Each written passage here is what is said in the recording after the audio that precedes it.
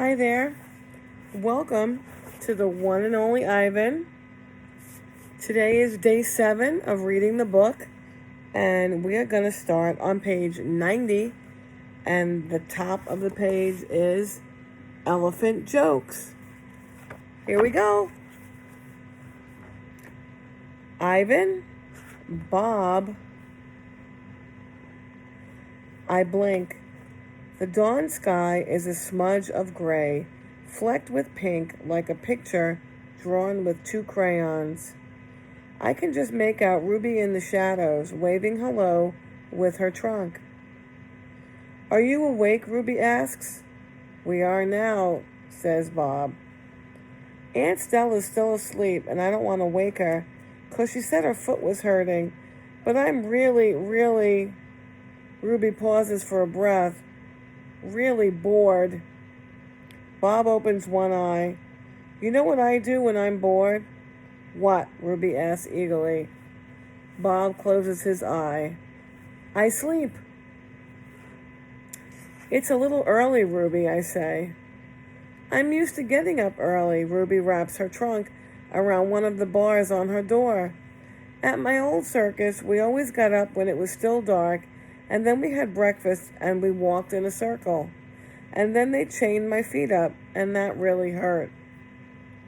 Ruby falls silent. Instantly, Bob is snoring. Ivan, Ruby asks, do you know any jokes? I especially like jokes about elephants. Well, let me see. I heard Mac tell one once. I yawn. How can you tell that an elephant has been in the refrigerator?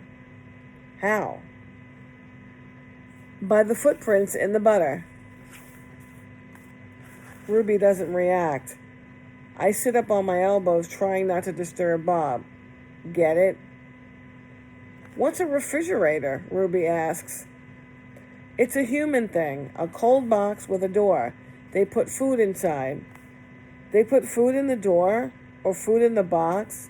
And is it a big box, Ruby asks, or a little box? I can see this is going to take a while, so I sit up all the way. Bob slides off, grumbling. I reach for my pencil, the one I snapped in half with my teeth. Here, I say, I'll draw you a picture of one. In the dim light, it takes me a minute to find a piece of the paper that Julia gave me. The page is a little damp and has a smear of something orange on it. I think it's from a tangerine. I try my best to make a refrigerator.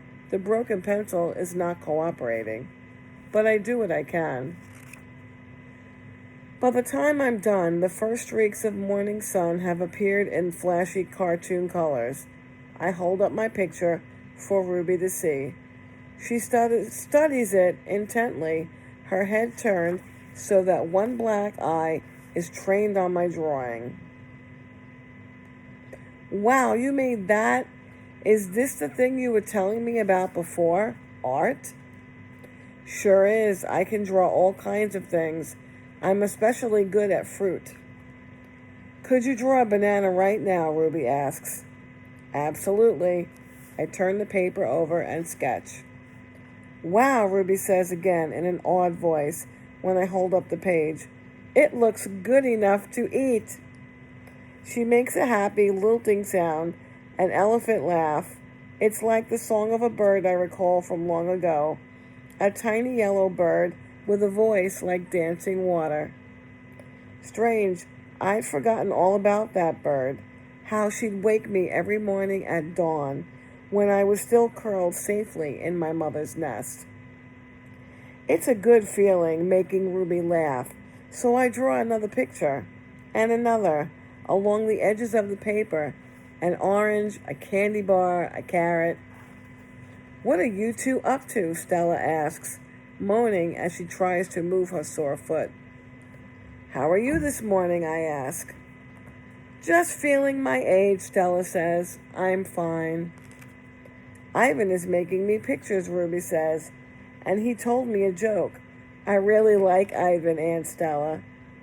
Stella winks at me. Me too, she says. Ivan, Want to hear my favorite joke? Ruby asks. I heard it from Maggie. She was one of the giraffes in my old circus. Sure, I say. It goes like this. Ruby clears her throat. What do elephants have that nothing else has? Trunks, I think, but I don't answer because I don't want to ruin Ruby's fun. I don't know, Ruby, I reply. What do elephants have that nothing else has? Baby elephants, Ruby says. Good one, Ruby, I say, watching Stella stroke Ruby's back with her trunk. Good one, Stella says softly. Once I asked Stella if she'd ever had any babies. She shook her head. I never had the opportunity. You would have made a great mother, I told her. Thank you, Ivan, Stella said, clearly pleased. I like to think so. Having young ones is a big responsibility. You have to teach them how to take mud baths, of course, and emphasize the importance of fiber in their diet. She looked away, contemplating. I think the hardest part of being a parent, Stella added after a while, would be keeping your babies safe from harm, protecting them. The way silverbacks do in the jungle, I said. Exactly, Stella nodded. You would have been good at protecting too, I said confidently. I'm not so sure, Stella said, gazing at the iron bars surrounding her. I am not sure at all. Mac and George are chatting while George cleans one of my windows. George, Mac says, frowning, there's something wrong with the parking lot. George sighs. I'll take a look as soon as I'm done with this window. What's the problem? There are cars in it, that's what's wrong. Cars, George. Mac breaks into a grin. Cars, George? I think things are actually starting to pick up a bit. It's got to be the billboard. People see that baby elephant and they just have to stop and spend their hard-earned cash. I hope so, George says. We sure could use the business. Mac's right. I have noticed more visitors coming since he and George added the picture of Ruby to the sign. People crowd around Ruby and Stella's domain, oohing and eyeing at the sight of such a tiny elephant. I gaze out at the huge sign that makes humans stop and spend their hard-earned cash. I have to admit that the picture of Ruby is rather cute, even if she doesn't look like a real elephant.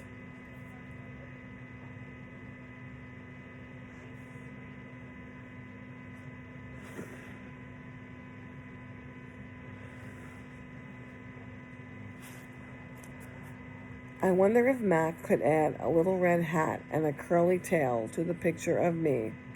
Maybe then more visitors would stop by my domain. I could use a few oohs and ahs myself. So we're going to stop here, guys, on page 100, and we'll pick up again soon.